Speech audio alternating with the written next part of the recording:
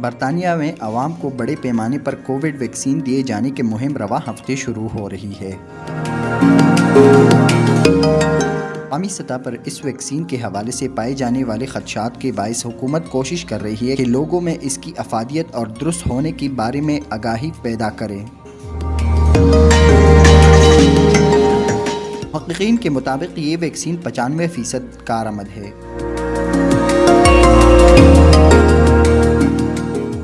ادھر امریکہ میں بھی نومنتخب صدر جو بائیڈن نے بھی اس ویکسین کا دفاع کیا، ساتھ ہی انہوں نے کہا کہ عوام 100 دن تک ماسک ضرور پہنیں۔ وقاص ہارون، sportsstory.news